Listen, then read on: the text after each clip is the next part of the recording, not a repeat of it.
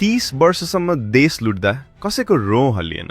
आज रवि, बालेन र रासोपाको उदयले सबैको सातो किन गएको?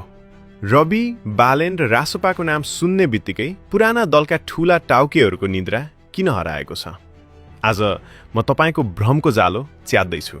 सुन्नुहोस्, तपाईले देख्नुभएको छ बिहान उठ्ने बित्तिकै एउटा नयाँ आरोप तयार हुन्छ। प्रमाण 0। कहिले भन्छन् अनुभव भएन, कहिले भन्छन् विदेशी एजेन्ट। तर म सोध्न चाहन्छु, 30 वर्ष अनुभव भएकाहरूले चाहिँ यो देशलाई कुन स्वर्ग बनाएका छन्?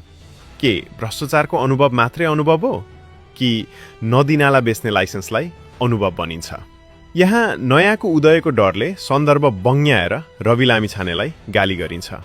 बालेनले गरिबको फुटपाथ हटाए भनेर रुवावासी गरिन्छ।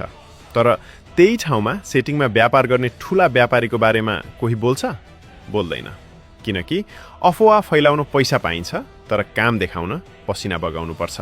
अहिलेको लडाईँ नयाँ भर्सेस पुरानो मात्रै होइन, यो इमान्दार भर्सेस भ्रष्टको लडाईँ हो।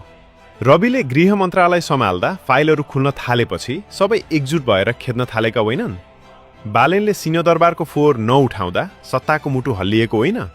जनता अब यति लाटा छैनन् कि तपाईको एउटा 10 सेकेन्डको क्लिपले उनीहरूको मत बदलियोस्। यदि दम छ भने प्रमाण लिएर आउनुस्, अफवाह होइन। यदि दम छ भने उनीहरूले भन्दा राम्रो काम गरेर देखाउनुस्, खुट्टा तानेर होइन। नयाँले गल्ती गरे जनताले दण्ड दिन्छन्, तर तपाईँ पुराना पापीहरूले चाहिँ उनीहरूलाई सिकाउने नैतिकता कहाँबाट पाउनुभयो?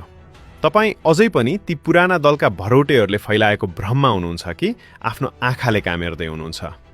यो भिडियो उनीहरूसम्म पुर्याउनुस् जो अझै भ्रमको खेती गरिरहेका छन्।